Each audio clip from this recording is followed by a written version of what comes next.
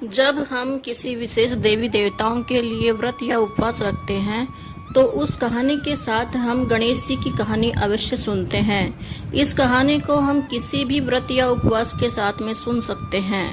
गणेश जी की कहानी। एक समय की बात है कि गणेश जी महाराज एक बालक के रूप में चूटी में चावल और चम्मच में दूध लेकर घर घर गए और प्रत्येक द्वार पर जाकर कहने लगे कि कोई मेरे खीर बना दो, कोई मेरी खीर बना दो। लेकिन घर की औरतें चूटी में चावल और चम्मच में दूध देकर कहने लगी कि भला इतने से चावल और इतने से दूध से कोई खीर बनती है, जाओ कहीं और जाकर बनवाओ। गणेश जी महाराज कई घर के दरवाजों पर गए पर किसी ने भी गणेश जी की खीर नहीं बनाई। अंत में एक गरीब औरत की झोपड़ी में गए और बोले, माता मेरी खीर बना दो। झोपड़ी में से एक बूढ़ी औरत बाहर निकल कर आई और बोली, लाओ बेटा, मैं तुम्हारी खीर बनाती हूँ। बूढ़ी औरत ने गणेश जी से चोटी के चावल और चम्मच का दूध लिया और छोटा सा भगोना चूल्हे पर रख दिया। गणेश जी महाराज बोले, माता इतना छोटा भगोना नहीं, बल्कि आपके पास में जो सबसे बड़ा भगोना है उसमें खीर बनाओ। बूढ़ी औरत ने एक बड़ा भगोना चूल्हे पर रख दिया और चूटी के चावल और चम्मच का दूध भगोने में डालने लगी। भगोना दूध से भर गया पर ना तो चूटी के चावल खत्म हुए और ना ही चम्मच का दूध खत्म हुआ। थोड़ी देर में खीर बनकर तैयार हो गई। बूढ़ी औरत जब भी रसोई बनाती गणेश जी महाराज को भोग अवश्य लगाती थी। दैनिक दिनचर्या के कारण आज भी बूढ़ी मैया ने गणेश जी महाराज को भोग लगाया।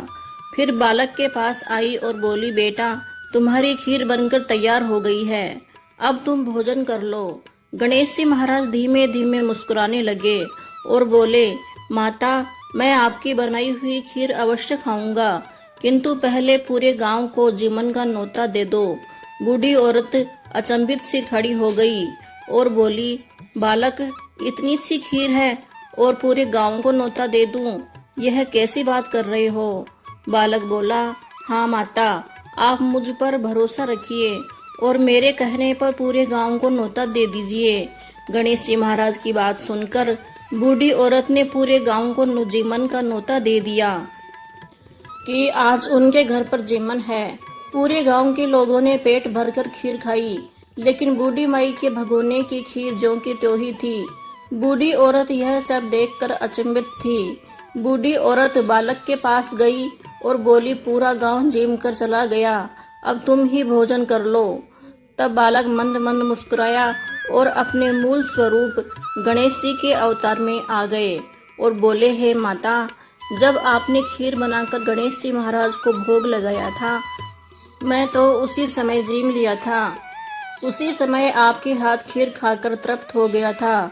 यह कहकर गणेश जी महाराज अंतर्ध्यान हो गए। बूढ़ी माई की झोपड़ी एक महल में बदल गई थी। खूब धन दौलत हो गया था। बूढ़ी मैया अपने बेटे, बहू, पोते पोती पूरे परिवार के साथ अच्छे से रहने लगी थी। हे गणेश जी महाराज, जैसे बूढ़ी मैया को दिया वैसा सबको देना। कहता न सुनता न, हुकारा भरता न, सारा परिवार न दीजो। यदि कहानी अच्छी लगी है तो चैनल को लाइक एंड सब्सक्राइब अवश्य करें, ताकि इसी तरह की कहानियाँ आप लोगों तक पहुँचती रहे और आप लोग उनका आनंद उठाते रहें। कहानी को ज़्यादा से ज़्यादा शेयर करें।